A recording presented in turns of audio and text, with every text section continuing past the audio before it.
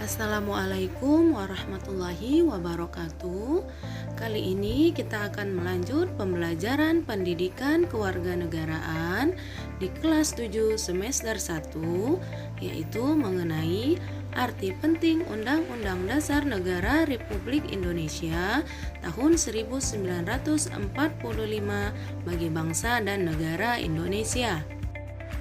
Adapun tujuan pembelajaran kita kali ini yaitu siswa mampu memahami arti penting dari Undang-Undang Dasar 1945 bagi bangsa dan negara Indonesia dengan baik. Sebagai warga negara Indonesia, sudah seharusnya kita patuh terhadap Undang-Undang Dasar 1945 agar tercipta ketertiban, keteraturan, dan kesejahteraan. Apabila kehidupan bernegara sudah menyimpang dari Undang-Undang Dasar 1945, maka akan terjadi ketidakharmonisan dan bahkan menyebabkan bubarnya negara Republik Indonesia.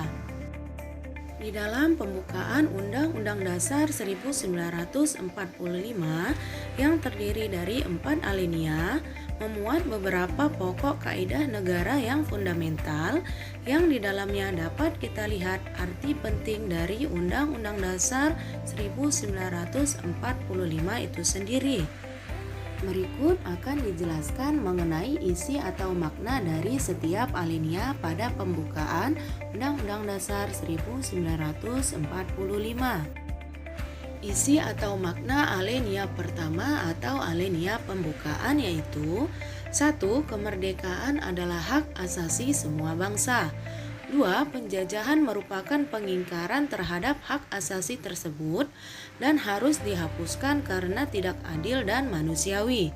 3. Kemerdekaan adalah hak kodrat alamiah sebagai karunia Tuhan. 4. Para penjajah secara moral harus melepaskan semua penjajahannya. Isi dari alinea kedua yaitu 1. Sebagai bangsa yang terjajah, bangsa Indonesia berjuang untuk memperoleh kemerdekaan. 2. Perjuangan bangsa Indonesia untuk memperoleh kemerdekaan telah mendekati harapan. 3. Kemerdekaan bertujuan untuk menjadikan bangsa yang merdeka atau bebas, bersatu, berdaulat atau mandiri, adil dan makmur. Alinea ketiga berisikan yaitu 1. Kemerdekaan diperoleh semata-mata bukan sebagai hasil perjuangan, tetapi lebih dari itu merupakan karunia Tuhan. 2. Kemerdekaan merupakan cita-cita luhur atau mulia manusia Indonesia sebagai makhluk bebas.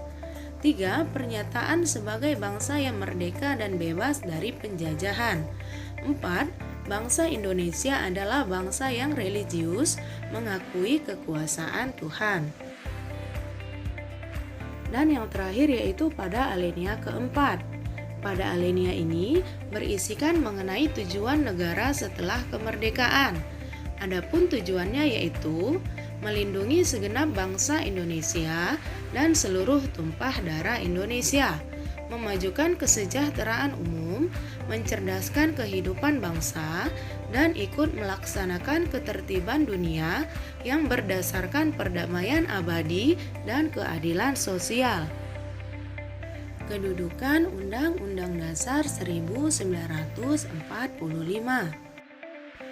Undang-Undang Dasar 1945 memiliki kedudukan sebagai berikut.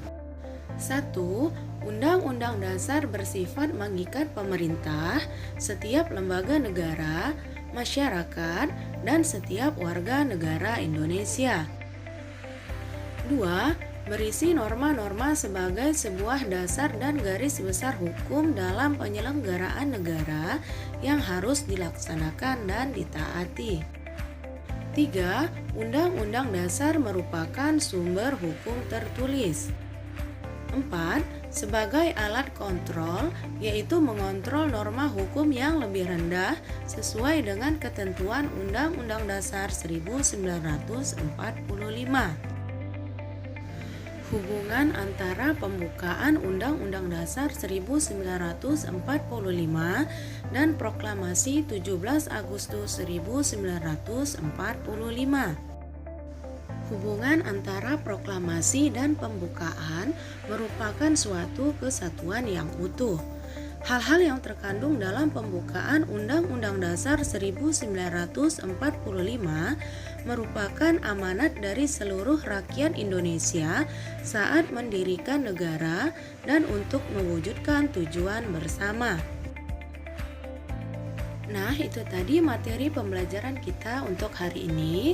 Semoga anak-anak Miss di rumah dapat memahami materinya dengan baik. Miss akhiri, wassalamualaikum warahmatullahi wabarakatuh.